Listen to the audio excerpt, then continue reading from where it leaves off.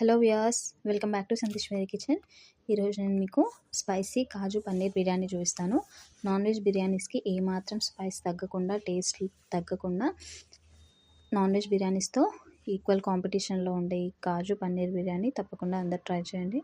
దీనికోసం ముందుగా mixing bowl తీసుకొని దాంట్లోకి 150 గ్రామ్స్ పన్నీర్, ఇంకా 50 గ్రామ్స్ కాజు, ఫ్రైడ్ కాజు రెండు తీసుకోండి. అందులోకి ఫ్రైడ్ ఆనియన్స్, ఒక మీడియం సైజ్ ఆనియన్ని ఫ్రై చేసేసుకొని ఆ ఫ్రైడ్ ఆనియన్ కూడా తీసుకోండి. ఇందులోకి 1.5 టేబుల్ స్పూన్ బిర్యానీ మసాలా వేస్తున్నాను. ఈ బిర్యానీ మసాలాలోనే ఆల్ స్పైసెస్ ఉంటాయి, ఇంకా సపరేట్గా ఎలాంటి స్పైసెస్ యాడ్ చేయట్లేదు.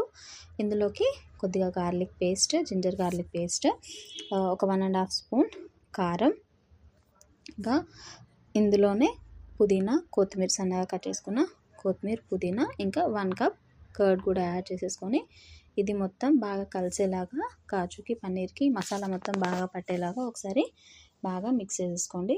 ఇలా మిక్స్ చేసేసుకున్న తర్వాత ఇందులోకి మనం ఆనియన్స్ ఫ్రై చేసుకున్న తర్వాత మిగిలిన ఆయిల్ ఉంటుంది కదా, ఆ ఆయిల్ని ఒక 1 టేబుల్ స్పూన్ ఆయిల్ కూడా యాడ్ చేసేసుకొని ఒక్కోసారి బాగా కలుపుకోండి.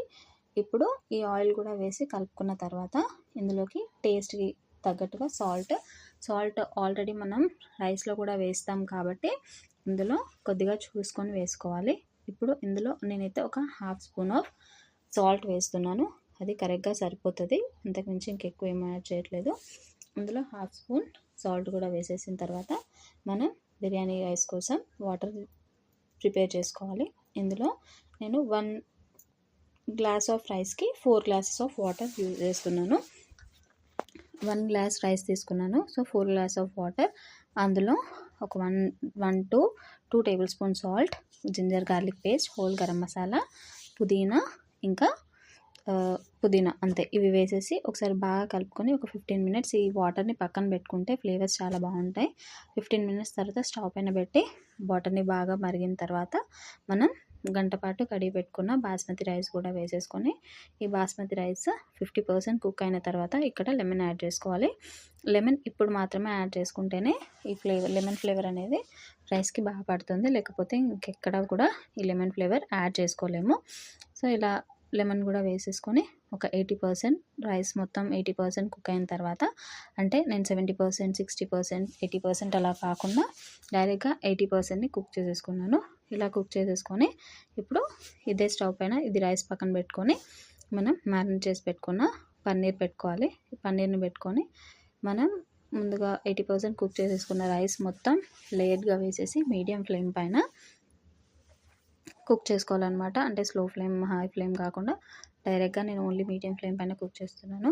ఇట్లా మొత్తం రైస్ మొత్తం దీనిపైన ఇట్లా లేయర్స్ లాగా వేసేసి దీంట్లో లాస్ట్కి కొద్దిగా ఆయిల్, ఇంకా మనం రైస్ కుక్ చేసుకున్న తర్వాత మిగిలిన రైస్ స్టాక్ ఉంటుంది కదా, దాన్ని కూడా ఒక 2 టేబుల్ స్పూన్ యాడ్ చేసేసి దీనిపైన టిష్యూస్ అరేంజ్ చేసేసి దీనిపైన ఒక ఫ్లాట్గా ఉండే ఏదైనా మూత పెట్టుకొని మీడియం ఫ్లేమ్ పైన 12 మినిట్స్ కుక్ చేసేసుకుంటే వేడి కాజు పన్నీర్ బిర్యానీ అయితే రెడీ అయిపోతుంది.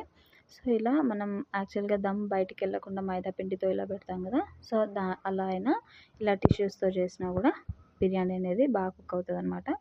సో ఇలా కుక్ చేసుకున్న తర్వాత 12 మినిట్స్ తర్వాత తీసి చూస్తే చూడండి ఎంత పర్ఫెక్ట్గా కుక్ అయింది. ఒక 15 మినిట్స్ తర్వాత వేడిగా సర్వ్ చేసేసుకుంటే వేడి స్పైసీ కాజు బిర్యానీ అయితే రెడీ అయిపోతుంది.